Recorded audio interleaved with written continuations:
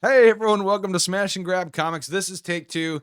TR and I are sitting here on a Saturday night, and it's been 3 weeks since we've been at the round table here. Yep, we took our regular holiday hiatus, and we are back from that. So Yeah, I missed doing the show. It was boring last Saturday going, but then I forced myself to enjoy it so that I could get in the break that you need. I mean, that's why we do it, to recharge. yeah, and it is nice to be able to have that little time where we're not worrying about the show so much. Right. So what's been going on lately? Anything happened since we've been we've been away? I heard there may have been a coup of some type. Yeah, there was something happened at the Capitol building, and gosh, I think we're definitely the people with the best perspective to talk about it. I don't think so. You don't think a couple of jackasses with a comic book podcast are the right guys to talk about this? Yeah, we'll see. But but anyway, who do we got tonight? Yeah, we are actually joined tonight, and super stoked with Frank Martin is here with us. Yeah, Frank. I had never heard your name. I'm sorry, until TR brought your comic, sent it over to me, and the Polar Paradox is really cool. Thank you so much. I'm glad you liked it. I really love the whole concept of going, everybody talks about going somewhere where man's never gone before, outer space, but going underwater and doing a really action adventure comic, I think would be tough to do with underwater being your setting.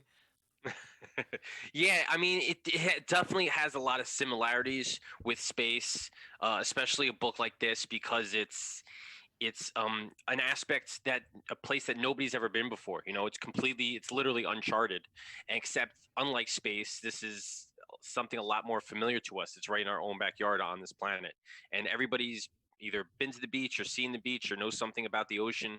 So it's a little bit more in touch than like something far out sci-fi like Star Wars or any of those other space stuff. Right. And that was one of the things that I actually really liked about it was the exploration of what was until recently the unknown on Earth. Yeah. We didn't know that we didn't know about this. Right. I mean, not until in relative history, very recently. Yeah. Have we got a chance to go down and explore some of these caverns and caves? Now, starting at the beginning of the book, who are these people that are trying to make contact with each other? Omar, I'm scrolling through my iPad here. So Omar is part of the research team, this group of scientists that go missing.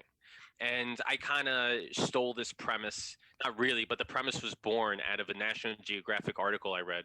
And it's like you guys were saying, this is grounded a little bit in reality. And the premise of the book is same as the premise of the story that I read in National Geographic. It was a group of scientists that cut a hole in Antarctic sea ice, and they went diving in this place that nobody's ever been before. They took pictures of crazy animals and crazy plant life, and then I just took it to the next level and said they went missing, so we need rescue divers to go in after them. Yeah. What what was, I guess, your inspiration for wanting to do like it as a rescue mission? That, I mean, do you want to give away the end of the story? Well, this is, I will say this. We are about to go to Kickstarter. That starts January 12th. Tuesday, yes. When we're recording this, it will launch on Tuesday, January 12th. Right.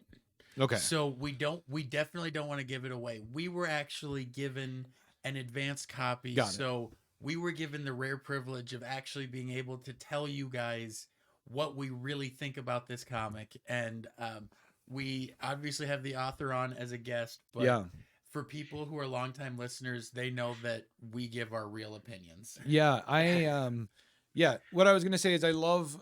Well, I guess. Yeah, I'm gonna have to reframe my question. So I think I could touch on it without spoiling anything. In that there's really two aspects to this book. I mean, there's the polar side of things, which is the adventure story, and then there's the paradox, which is the mystery story, which is really what we get into with part 2 of the book. In that it's not just a straight up action adventure where they go underwater. I wanted something else to be driving the story, which is a mystery that they uncover underneath Antarctica. You know, I like those old time mysteries, uncovering secrets. You know, kind of like Indiana Jones, where there's something a little supernatural going on. So that's kind of where we leave off at the cliffhanger at the end of the book, is what's going on. Absolutely. And I loved it. Had almost a little bit of the 20,000 Leagues Under the Sea sort of vibe. It had, I mean, sort of an homage to some of that stuff, but it was definitely a new take. It wasn't, I mean, this isn't a ripoff. I want to be clear about that. No, it is, no. It inspired by, but clearly its own thing. Yeah. Yeah. And, I mean, go ahead. well, I was just gonna say, for people, if you're wanting to back this, it is, like you said, it's sort of split into two stories. Yeah. And the ending of this book that brings together sort of these two stories, there's one panel in particular that made me go, oh, I can't wait for the second book. I need to know. I need to know. So I am very excited to find, because actually Tyler and I got into a disagreement about theories on what we see in this specific panel. Oh, okay. Don't say what's in the panel. Okay. Well, that makes it tough. All right, you're right. We did. There is a very interesting. The mystery of it is like how much we can talk about it after the show's over, when the behind the scenes, so that in the story. Sure. So let me just ask you a question. In the story, the explorers go missing, and then the rescue team goes out. How much time has passed? It's been. So they were down there for several hours, and they were only supposed to be there for a couple hours. So okay. You could think it's like a day, or it's not a really extended period of time. Okay, that's what I thought. Yeah. That's what I thought. And that was where our subjective discussion was about the person at the end. Yeah. Yep. So we're very excited to find out. We don't want to give away anything because we don't want to de-incentivize people from supporting this on Kickstarter. So let's talk about that. Let's give out the specifics of the Kickstarter. Yeah, let's do that right away. Okay, so as we said, launches January 12th. It's going to run 3 weeks to February 2nd. As part of the Kickstarter, we're going to have a standard cover, which is done by my co-creator and illustrator, Antonio Mastre. What he did was he made a 2-page ensemble spread. That's the standard cover for issue 1. And then he cut it down the middle, which is the cover for issue 2. So they're going to be connecting covers, which should be, that's going to be cool. And then when are you hoping to see it? When does the Kickstarter end? Sorry. It ends February 2nd, and the book is 100% done. Yep. So what I like to do is, as soon as the campaign ends and I know exactly how many copies I'm going to need, I order the prints the next day. Okay. So fulfillment is going to be pretty quick. That's how I like to do things, because by me personally, if I back it, I don't like getting a book like a year later, like, yes, the campaign ends. I get to wait 10 months to read this thing. So I think that's how our t-shirt campaign was. Yeah. I like to get into people's hands as quickly as possible. So sure. Yeah, and that's definitely the way to do it, because especially for Kickstarter and that sort of stuff, you have to build a buzz, you have to build excitement. So then for you to build that up with people and then leave them hanging for a while. I mean, sometimes things just get in the way of projects, and that's understandable, but sometimes you do sort of get that feeling of like, come on, I want my comic book. Yeah. Yeah. I don't like to launch projects unless they're at least 90% done or close to 100% done. Especially, I got so much other stuff coming up that when I fund or when the campaign finishes, I like to roll right into fulfillment so that they get their book, and then I launch the next one right after that. So I'm kind of what's printing relevant. What's the printing going to be like on this for glossy cover, or what are you going for, pages? Or it's going to be 24 pages long. Mm-hmm. I think the story itself is 22 pages or 21 pages. There might be a couple pages of back matter. Well, on the PDFs that I have, it's 23, but that may just be. I think there's a cover, title page, and I don't think I have anything else. So 21 pages. The cover, and then the title page is the black and gray. Yeah, and then right into the blue C there. Yeah, so 24 pages total, 21 pages of story. Mm-hmm. Which is fairly typical. It's gonna be cool. So if you had to describe the genre, TR, where Yeah. for our listeners that are on our podcast, how would you describe? I mean, a mystery, yes, but Yeah, that's the thing is because there are the two stories, and the one story is sort of a sci-fi adventure mystery. yeah, And then the other one is a sort of uh, thriller mystery. yeah, I want to say, would you say that's a fairly accurate description? I describe it as kind of a sci-fi adventure. Is Yeah. and but it's a little bit misleading because when you think sci-fi, people's minds immediately go to like Star hard Trek. sci-fi, or like clones or robots or something a little bit more out there. I mean, right. I consider it sci-fi because it does take place in the near future. They got some cool gadgets that they're working with. Yeah, the But tech is cool. I really like um the fact that they can leave their submersible and swim, and the pressure isn't killing them. Yeah. yeah, I took a little creative leeway with a lot of the stuff, like their suits, Yeah, and but I Well, you have definitely to. yeah. a little So bit. the creatures they encounter, like this octopus type creature, but colors were different. Was that something that was your choice or your illustrator's choice? It's a little bit of both. Uh-huh. So what happened was I took pictures of this National Geographic article, screenshots, and I sent it over to them. Yeah. And a lot of the creatures there, they're things that are familiar to us, but they've diverged on different evolutionary paths. So Yep. they're a little different. Yep. So at some point, I wanted them to be something that we know, something that we're familiar with, but go a little bit in their own direction. And as far as the colors are concerned, that was it all Antonio. I kind of gave him some guidance, but at the Yep. end of the day, the creatures also solved a big problem for us, which was lighting. See, all these creatures needed their own bioluminescence. Yeah. Oh, sure. Yep. And that was so beautifully done. Yeah. Well, especially after their vessel was crushed. So, spoiler. Yeah. Be careful here, man. But anyway, well, I was saying that the submarine provided light, right? Yeah. So, but then yeah, you're right. The animals themselves were like many deep sea. Yeah, the things that colors make their own you light. get, and even though it is of that science fiction, world, that fantasy world, there's enough of tying into the stuff that we do know exists that It makes it believable. yeah, it makes it Yeah, you know, 100%. there is part of me going like, oh man, is there actually like somewhere in Antarctica there's some crazy little unexplored thing, and I really liked the way that was done.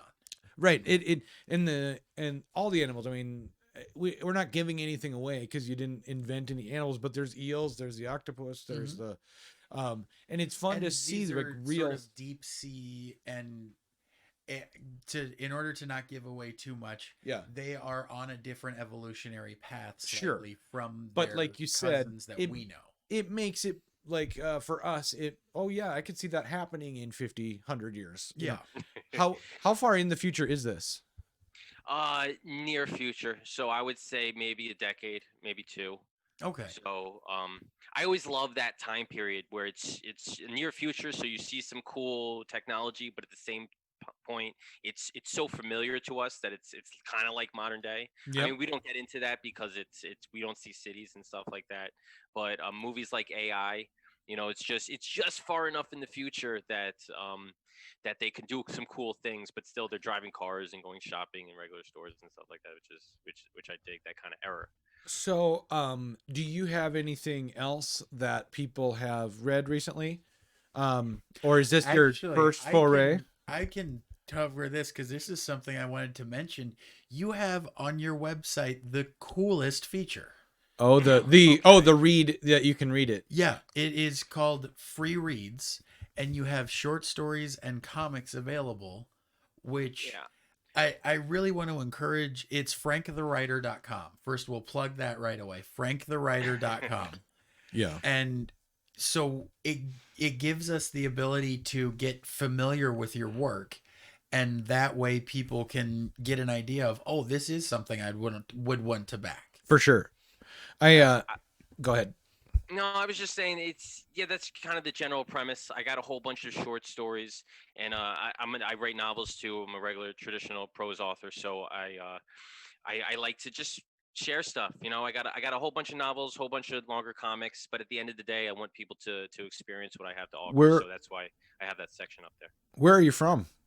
New York. New York. And then you write novels professionally, and Yes. What genre would they be? I'm like a huge reader, so I'm very interested in checking them out. I bounce around. I really enjoy everything. Yeah. So I really traditionally started in like horror aspects, but horror, sci-fi, doing some fantasy and stuff, some supernatural thrillers. So I'm all over the place. I kind of run with whatever idea jumps into my head. That's awesome. How did you and your artist meet, Antonio? We actually met at a local con. Yeah. I was tabling at Artist Alley. I was kind of selling some of my books, and I think he was just attending. And he stopped by and he said, "Well, these are some cool looking comics. I'm an artist." And I said, "Oh, really? Leave your information." Yep. And then afterwards, we were emailing back and forth. We were shooting back some ideas, and eventually we honed in on this one. And before I know it, he's sending off some designs, and I'm writing the scripts, and here we are. That's awesome.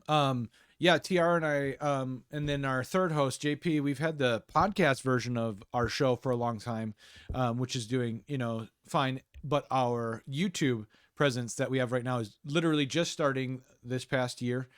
So we can't wait for con season to get back started so we can start getting on panels and things like that. So yeah, how much has the pandemic had an effect on you? Are you just sort of writing more, or is it really affecting your day-to-day life? I mean, with 3 little kids, scheduling is really the biggest thing. Yeah. That's kind of a pain.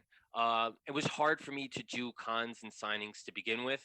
I only did a handful of a year because of my kids and my wife's work and all that stuff was just hard scheduling. Yep. I did have some back catalog that I was hoping to get rid of, some stock, which I didn't. But it wasn't that it was affecting my writing schedule. It was just, well, I would say not my output. I was still writing the same amount. It was just when I was writing was different because it was kind of all over the place as far as what I was doing because I needed to isolate myself somewhere in the house, which was hard when everybody's home. Yeah, and if you have a whole big family, there's always someone who has something that they want or need. Yeah, I kind of refer to it, my wife, as stealing time. I gotta steal some 5 minutes here and 10 minutes there to kind of do what I need to do. Sure. Sorry, I was kind of zoned out listening to your guys' audio. But I'm just gonna be honest. Those that can see us on camera know that anyway. So what's next? How many issues of Polar Polar? I got my screen died. Polar Paradox. Do you have? So Polar Paradox is just going to be the 2-parter. Okay. It ends on a little bit sort of cliffhanger so that it could continue on. It's not as huge as the first issue, but I wanted to leave that open just in case we wanted to go on. And I spoke to Antonio about it so that we have another series if we want to wrap it up. So we're really waiting to see how well these 2 issues do. Yeah. Okay. That's always a possibility. I plan on launching the second part of this. I call it an arc. In the summertime, and then after that, my next launch would be in the spring, which will be for a book called The Last Homicide, which is going to be like an old school pulp noir detective murder mystery. Okay, nice. Set in modern times. In modern times. Okay. Yeah. That's gonna be nice. Awesome. So it's sort of bringing the noir, that hard-boiled gumshoe, but into modern times. Yeah.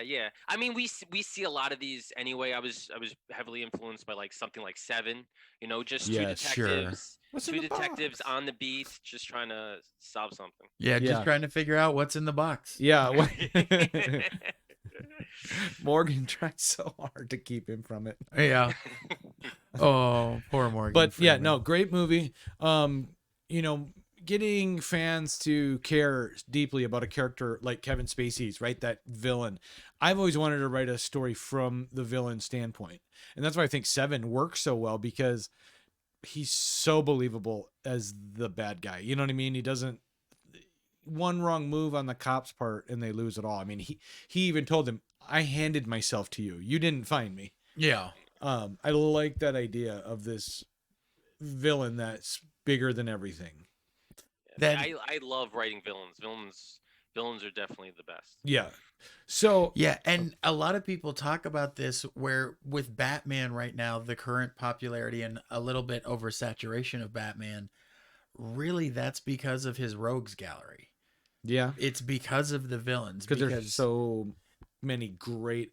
You were saying the other day they could, or you said you want to see a good Bane story, and I said, well, they just had the chance, but they, messed it up. yeah.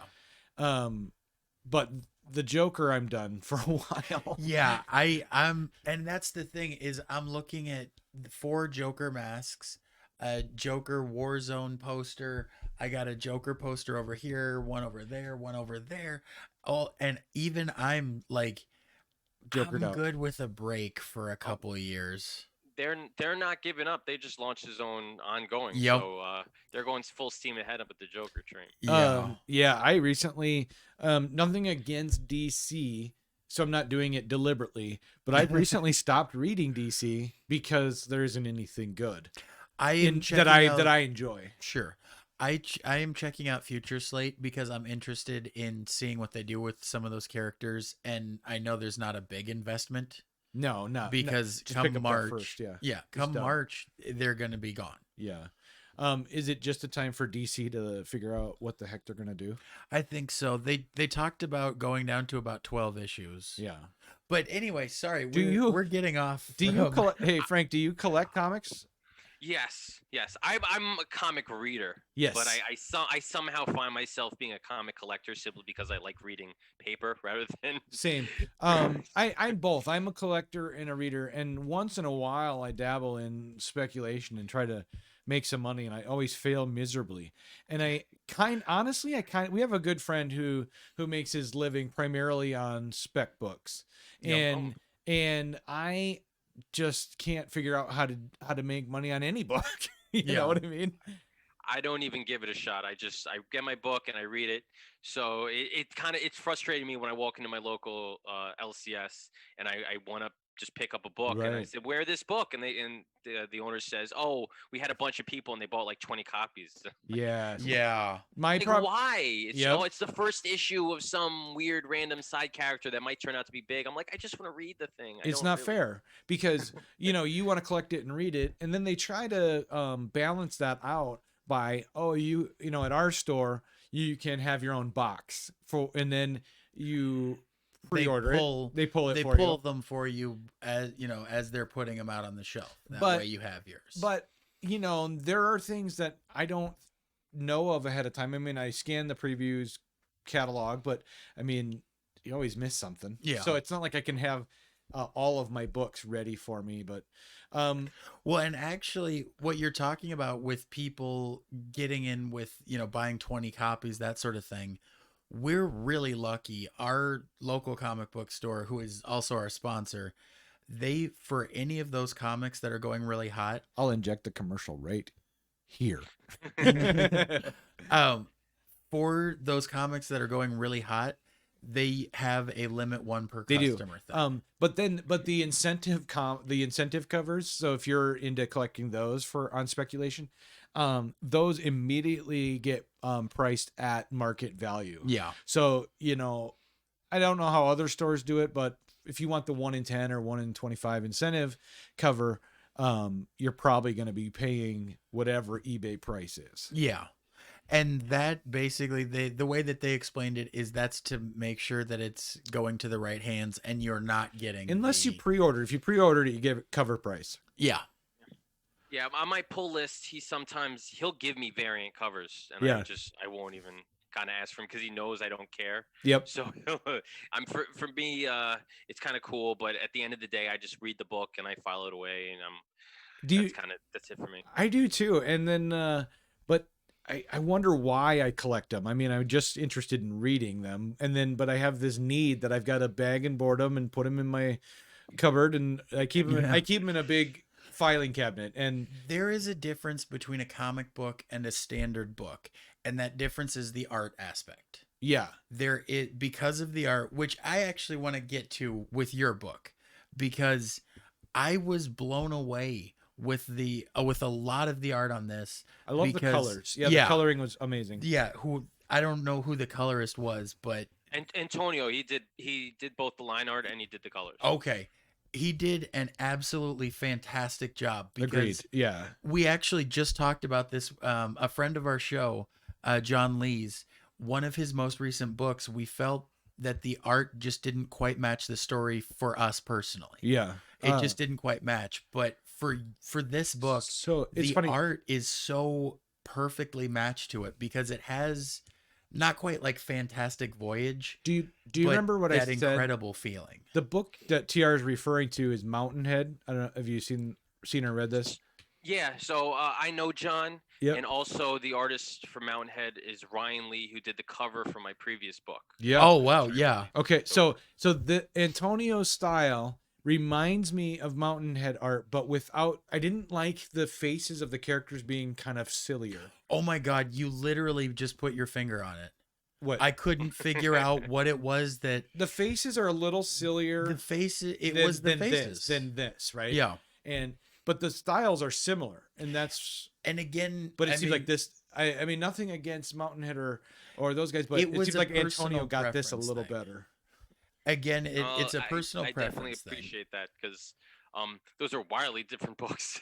Yeah. Yes. Yeah. But I mean, we're not saying that they're the art style, though. I mean, those guys seem to be like neck and neck, you know. Yeah. I liked when I think of this book and I think of a traditional, or I should say mainstream comic. Yep. I really lean heavily into something like old school Fantastic Four. Yeah. Not necessarily like the like Jack Kirby. The superpowers, yes, but good. The mission of it all, you know. That's what this felt like. We're going to a strange alien world, and I think Antonio really nailed that artwork that you, especially that one page. There's a double page spread. I'm gonna show one panel here to my camera. And that panel is the team getting their briefing on where they have to go. And they're all wearing their standard, hoodies, but it definitely has a Fantastic Four vibe. Yeah. And there is a feel of adventure, but danger. Yeah. Like there's this exciting thing, but also you have to be careful. And then the big reveal at the end, which again, we're not going to talk about, but when I saw that at the ending, I talked to Tyler about this, I legit went, oh, I can't wait for issue 2. Yeah. This left off, leaving me wanting more.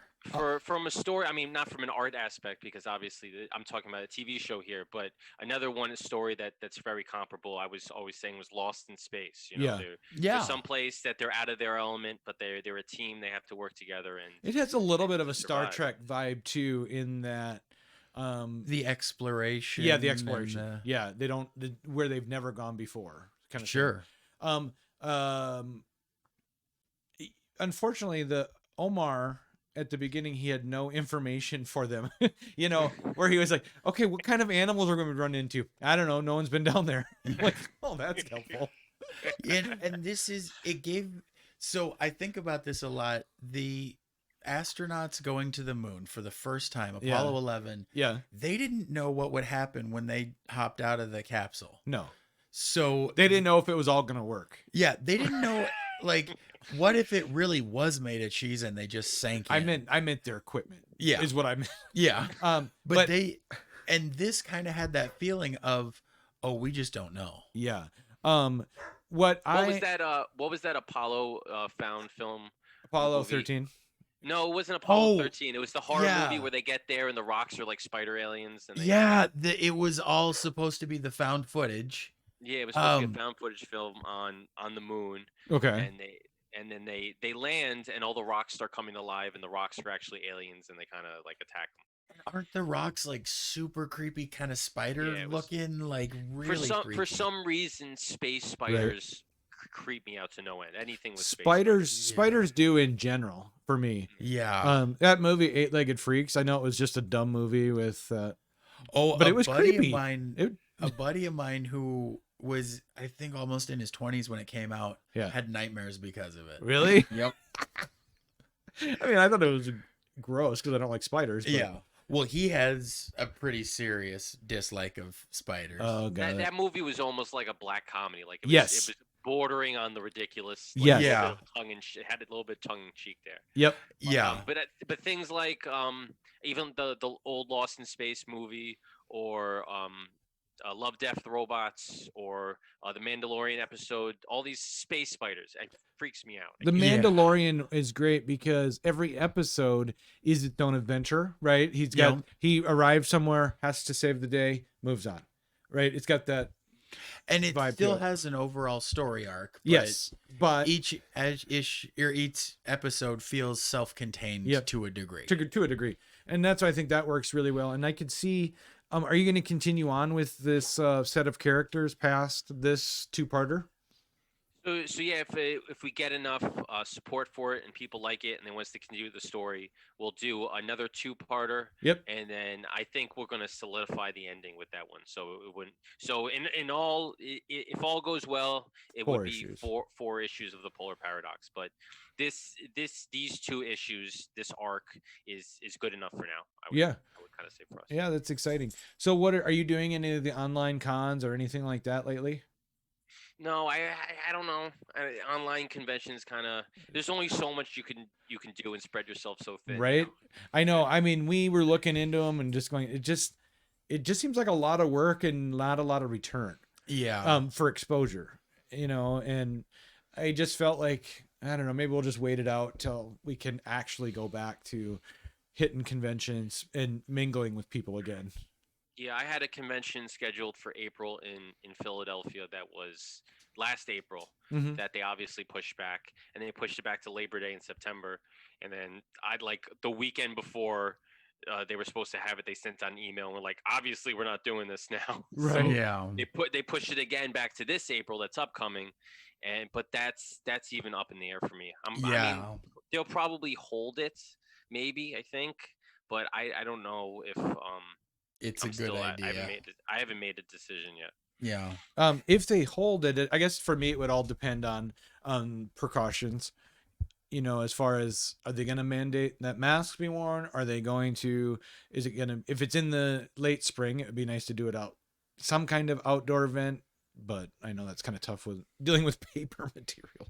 Yeah. I mean, conventions, it's all about foot traffic. So the idea that you're going to limit numbers really hurts everybody. It really, and the thing is, every convention or anything like similar to that I've been to, about half the point of that is you're so packed in like sardines. Yeah. It's a real numbers game for these things, because to make it worth their money, right? Yeah, to make it worth the money for the people that usually you have to rent out one of those booths to have the booth. Right. And if you're selling something, you need to get enough foot traffic. And people are not as willing to just, well, I don't know what this is, but it looks good, I'll check it out. Yeah, not right now. That was kind of the biggest hurdle that I had to overcome as a kind of a creative entrepreneur, is that when you're at a place like a convention, nobody's there to see you. They're not interested in what you have. You really have to get over that hump of making them interested. So yeah, you have to pull them in. So the idea that I'm going to be sitting at a booth or standing at a booth with a mask on, everybody else has masks on, they're going to walk by me 6 feet away, and I got to bum rush them and be like, hey, you want to look at my book? Like, it doesn't. I agree. You're right. That doesn't seem appealing. like, that seems weird. Yeah, it has been really frustrating because I am newer into the con scene, so I was really looking forward to going to a few different ones this year. We met, TR and I actually met at our local comic book store, but probably the first time hanging out was at our local con that we have in Sioux Falls, South Dakota, where we're at. Not this past September, but the previous one. Yeah, a year ago. Yeah. Hopefully we can get back to it soon. So anyway, do you want to throw out, Frank, your social media, anywhere that people can contact you, your Kickstarter let's website? make sure to do good call, because I always forget. Yeah. I'm simple. As you said on my website, it's franktherewriter.com. So I'm the same with social media. All my handles, Twitter, Instagram, and Facebook, is at Frank the Writer. So Frank the Raider. That's how you kind of. That's good. It's so funny. We've been throughout the last week or so, getting ready to talk to you.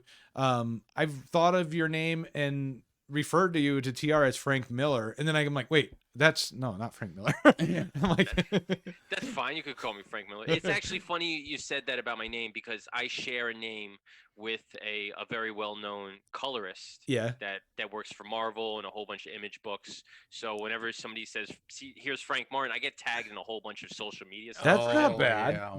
That's it's not terrible. He was the colorist on the Avengers for a while. He was the colorist on East of West, Absolute Carnage. So they say these new colored pages from Frank Martin, and I'm like, that's not me. But like, you want to take out my other stuff? You're like, but I'll write you a good story.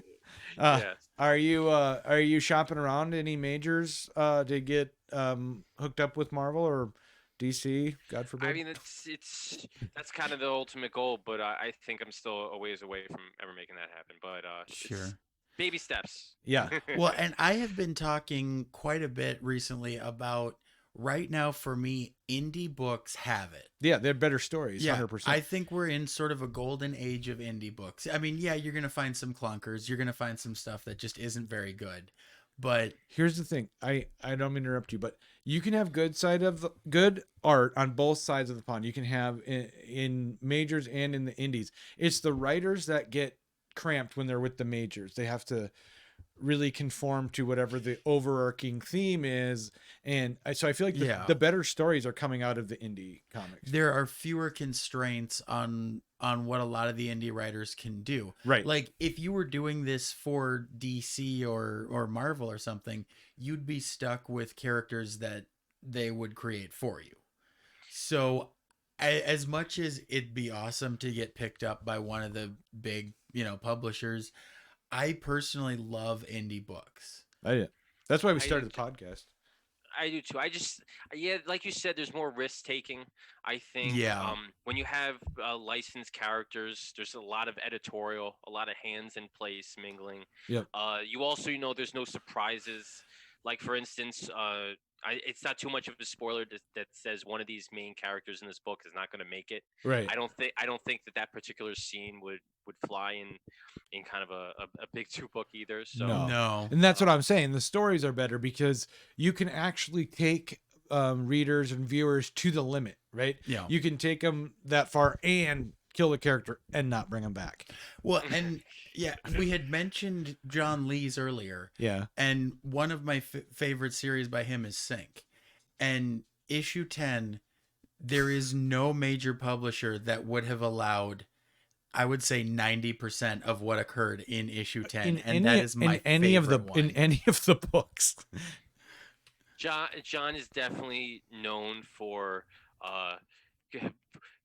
pushing his creative limits to the max. Let's put it that way. Yeah. And he's such a sweet guy, so it's really weird to find out like, oh, he's just so nice and normal. But He made fun of your Scottish accent so bad. It was funny. No. He kind of made fun of He my made you Scottish do it.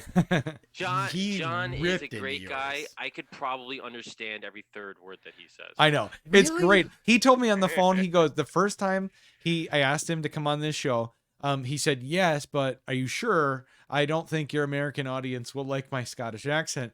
And I got him on the phone and we could understand him just fine.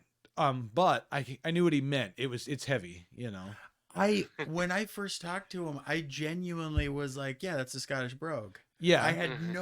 I think I'm like the only person who just didn't find it difficult. No, I mean, every now and then he'd say a word that's more Scottish than know what Americans or our style of English. Yeah. Yeah. Because there are certain words that are really Scottish. There was like a couple that I didn't know what he was saying, like what the word was. Yeah. Not that he slurred. I didn't understand the accent, but I found it easy to understand. But yeah, I mean, it is weird that with that accent, and he just seems so nice to see the crazy horror that he's writing. I know he doesn't look like the guy. But anyway, we're not talking about John. Yeah, no, we're not. Sorry about that. We're getting off the trail. So with this book, you're going to have at least 2 issues. And I'm presuming that the big thing at the end it's going to be explained in issue 2. I'm hoping. Yes. Okay, good. Yes. Because if it wasn't, I mean, I'd just be sitting on the edge of my seat trying to convince people to buy issue 1 what and you're 2. saying, TR, for our viewers and listeners, is that issue 1 ends on a cliffhanger? That it does. Okay. Yep. And So- just like pretty much every issue 1, there is a bit of a cliffhanger. Well, anyway, there anything you'd like to add, Frank, before we bid adieu? Just January 12th to February 2nd, Polar Paradox on Kickstarter. If you like sci-fi adventure books, check it out. I think you might like it. Yeah. And we will be sharing it on Facebook. We'll be sharing the campaign, and we'll share it on Twitter. Make sure to get those. We'll make sure to links set get out. our copies. Yep. So I appreciate it, guys. yeah, Thank you. I'm excited because like I want to see where this goes, and you don't get to if nobody reads it. Right. I remember a series ending, and I was really sad. I thought it was awesome. It's on the tip of my tongue. And then in the back of the last issue, it says we'll come back if you want it, but you gotta pay for it. So. So yeah, definitely looking forward to it. Like I said, guys, we had advanced copies, so we have been able to read this, and I am genuinely excited. Yeah, pick it up. Yeah, for this sure. isn't us speculating. We actually got to read this, and the art is fantastic. And for me, the thing that, and I mentioned this already, but what matters to me with art so much is that I like the way it looks and that it matches the tone of the story.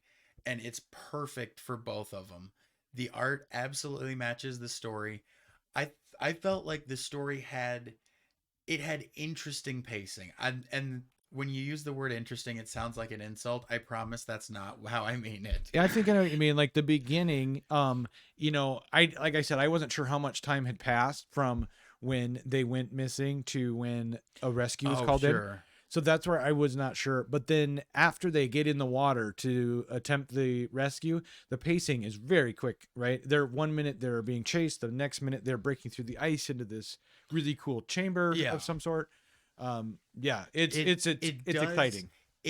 The exposition builds you to a level, for me. Yeah. It built me to a level of being interested enough and familiar enough that when all of the action stuff sort of started happening and the big new sci-fi type stuff started happening, I was invested enough that it really took me aback, because it is, like you'd mentioned, it's 2 books. Yeah, the way that it's kind of designed is the adventure really speaks for itself. So the first couple pages was essentially, the structure of it was me setting up the dominoes, and once they get in the water, the dominoes just fall on their own. So it really didn't require a whole bunch of work on my part once it's set up. It's just the story propels itself forward. Yeah. Will the second book take place primarily still under Antarctica? Yes, the second book. I would say 95% takes place underneath the Antarctica itself. Okay. So go out there, pick it up. It's really awesome.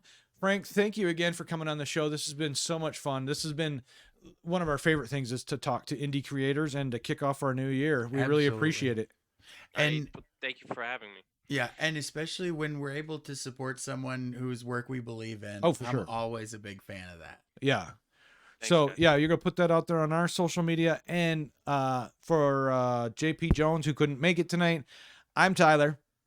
I'm the other one. You're someone else. And then we've got Frank Martin on the old Zoom. So we're going to bid everyone good night. Bye. See ya.